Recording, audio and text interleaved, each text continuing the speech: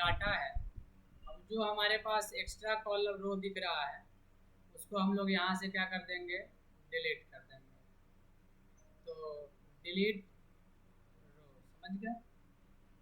यहाँ पे जब हम लोग टेबल में कर्सर रखते हैं तो एक टेबल डिजाइन है, लेआउट है, जिसमें अभी हम लोग शॉर्ट जानेंगे। शॉर्ट क्या होता है? शॉर्ट मीन्स होता है अरेंज करना डाटा को। यानी अभी हमारे पास जो डाटा दिख रहा है ASM, यानी अल्फ़ाबेटिकल में ये नहीं है। हम चाहते हैं कि जो इस व्यक्ति का नाम ए से हो, उसके बाद बी वाले का नाम आए, सी वाले का आए, तो शॉर्ट में जाएंगे। शॉर्ट बाई यहाँ पर नाम चुनते हैं और असेंडिंग कर दें। तो देखिए अजय का डाटा पहले आ गया, फिर मोहन का डाटा आया, फिर सीता का डाटा आ गया। शॉर्ट में ऐसा भी होता है कि अगर हम लोग यहाँ पे रोल के अकॉर्डिंग चाहते हैं नंबर असेंडिंग, तो रोल के अकॉर्डिंग हो जाएगा 1 2 3। फिर शॉर्ट में जाएंगे, अगर हमको मार्क्स बेसिस पे चाहिए तो टोटल का ऑप्शन चुनेंगे। क्या चुनेंगे? और जिस व्यक्ति का ज़्यादा नंबर है वो पहले चाहिए तो डिसेंडिंग कीजिएगा, यानी ज़्यादा से कम की ओर डाटा आएगा। जिस पर्सन का सबसे हाईएस्ट नंबर है यानी वो अजय का है, फिर सीता का है, मतलब किसका है? मोहन। समझ गए? तो शॉर्ट समझ में आ गया। और इसके बाद है रिपीट हीडर रो। क्या है? रिपीट हीडर रो, जो हाईलाइट भी नहीं है, पर इसका मतलब क्या है? एक ही हेडिंग को रिपीट करना। जैसे हमारे पास ये हेडिंग दिख रहा है और हम लोग टेबल में और आगे एंट्री करने के लिए टैब बटन प्रेस करते हैं कीबोर्ड से, आप आगे रो का संख्या बढ़ते जाता है, बढ़ता है। ये बढ़ते बढ़ते दूसरे पेज में भी चला जाएगा, लेकिन दूसरे पेज में आया तो क्या, यहाँ पे हेडिंग तो नहीं आया। हम चाहते हैं यहाँ पे हेडिंग अपने आप आ जाए, हमको लिखने की फिर दोबारा ज़रूरत ना पड़े। या कॉपी पेस्ट कीजिएगा, तो कॉपी पेस्ट नहीं करना है, यहाँ सिर्फ कर्सर रखना है हेडलाइन में।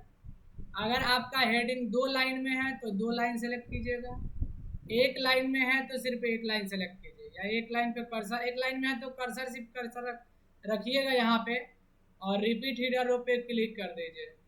अब देखिए नीचे वाले पेज में अपने आप हेडिंग रिपीट कर गया। कभी कभी क्या होता है ना कि एक सेटिंग इशू इसमें होता है, ये अपने आप हेडिंग रिपीट नहीं होगा। जब हम लोग टेबल के लेआउट में प्रॉपर्टीज में अराउंड किए रहते हैं तो फिर ये रिपीट नहीं होता है। यहाँ से देखिए, नहीं ना हो गया। अभी हम लोग यहाँ कर्सर रखेंगे, रिपीट पे क्लिक करेंगे, यहाँ आ रहा है। बट ये ऐसा कभी देखा गया है कि अराउंड रहेगा तो नहीं भी ले सकते, नन कर देते हैं फिलहाल। अभी ये हेडिंग रिपीट कर रहा है यहाँ पे। यहाँ पे अगर नहीं चाहते हैं कि रिपीट करे तो फिर इस पे से टिक हटा दीजिएगा और अपने आप दूसरा पेज में से वो हेडिंग रिमूव हो जाएगा।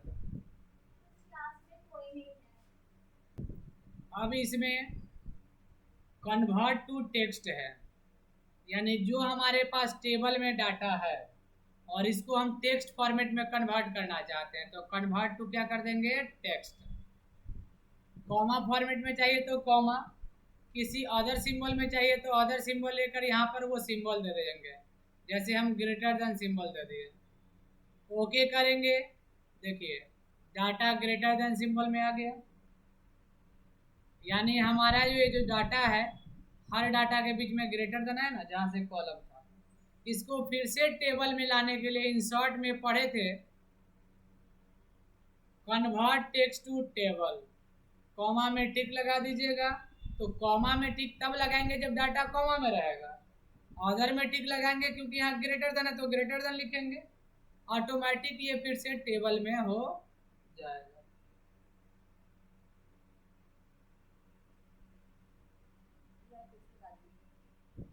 टेबल लेआउट में जाएंगे, यहाँ से कन्वर्ट टू टेक्स्ट में जाएंगे, इस बार हम कॉमा में टिक लगाते हैं तो मेरा टोटल डाटा कॉमा फॉर्मेट में हो गया, यानी टेबल से किस फॉर्मेट में आ गया? टेक्स्ट फॉर्मेट में।